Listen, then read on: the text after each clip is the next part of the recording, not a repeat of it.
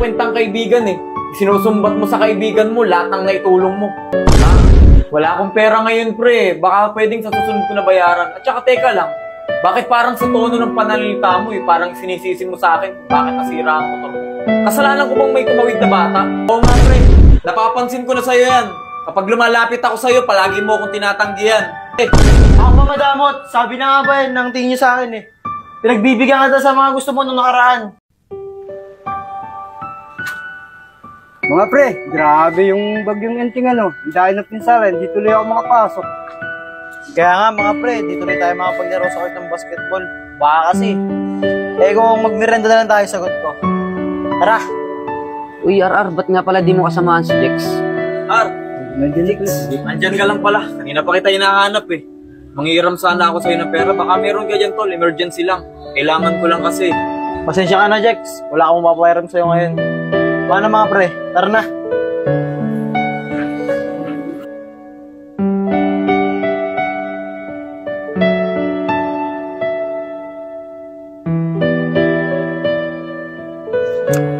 Uy, RR, maraming salamat nga pala doon sa libre mo.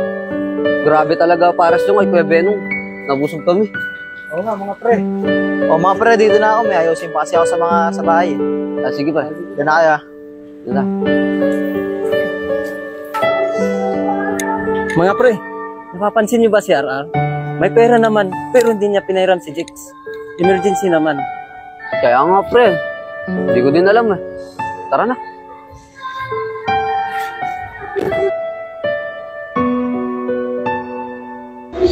Ito pre, push.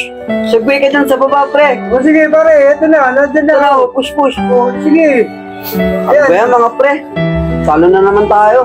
Right. Ano mga pre? Talo na naman kayo, no? Sabi sa inyo, huwag na kayo maglaro. Mamaya na lang. Natayin niyo ako eh. R, baka pwedeng makairam ng motor mo. Puntahan ko lang si Foreman kasi tinawagan ako eh. Mukhang ipapasok ako sa trabaho. Ano ba yan, Jex? Mangiram ka na naman. Huwag ka na sa akin mangiram. Sa kanila ka na lang mangiram. Ah, ganun ba? Sige. Parin Jex, motor ko na lang gamitin mo. Sigurado ka ba pre? Eh, kabibili mo lang yung motor mo ah. Oo pre, ingatan mo na lang yun. Okay pre, maraming salamat. Ingatan ko to. Saglit lang pati ako. Siyempre, ingat.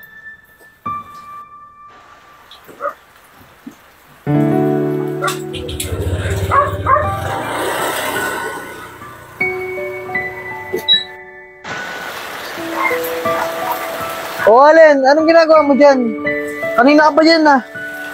Bakit hindi ka pa umuwi? Oo nga pre, hinihintay ko si Jex. Hindi pa kasi nababalik yung motor ko. May pupuntahan pa naman ako. Alam mo Allen, dapat di mo na talaga pinahiram ng motor eh. Naabala ka tuloy. Mamaya Allen, tingnan mo yung motor mo ah. Baka may sira. Paano Allen? Una na ako, lumalakas ulan eh. Betul.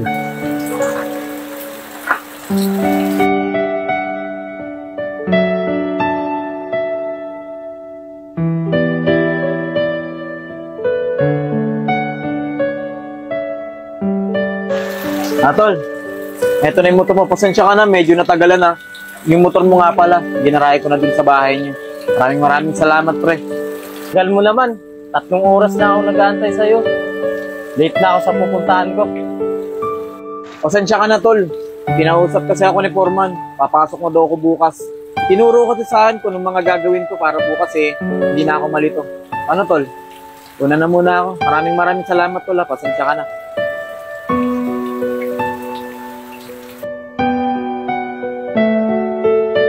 Mga tol, cash out na naman tayo, no?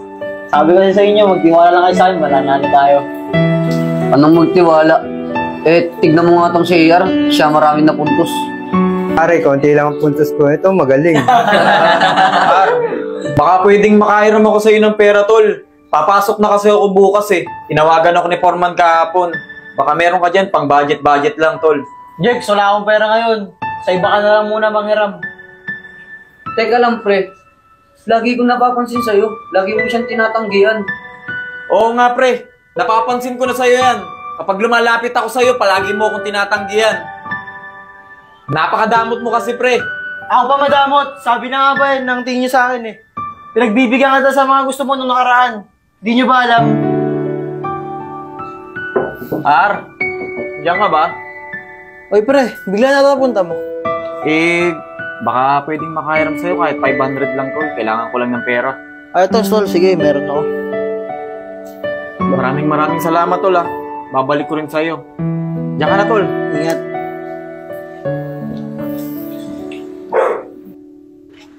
Tol, Ar, baka pwedeng makahiram ng motor. May pupuntahan lang ako saglit. Ah, sige tol, walang problema. Maraming salamat tol. Ingatan mo ah. Oo tol, saglit lang ako. Diyan lang ako. Salamat pre. Ingat. Oh, si Jex yun ah. Ba't tinutulak yung motor ko? Jex, ano nangyari dyan? Ba't tinutulak mo yung motor ko? Pasensya ka na pre. Nasemp lang ako dun sa may bandang kanto. May tumawid kasi na bata, inilagan ko. Nagasgas lang naman ng konti tol.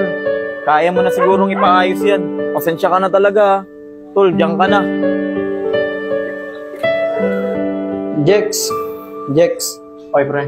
Pre, baka pwede ko na masingil yung inutang mo nung nakaraan. Papagawa ko lang yung motor na nasira mo.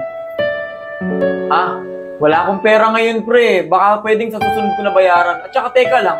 Bakit parang sa tono ng pananalita mo parang sinisisi mo sa akin kung bakit nasira ang motor mo? Kasalanan ko bang may tumawid na bata?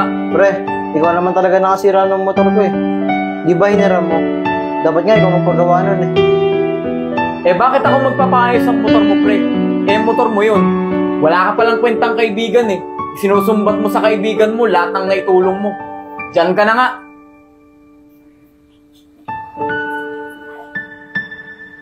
Ikaw din pala may kasalanan, Jex eh.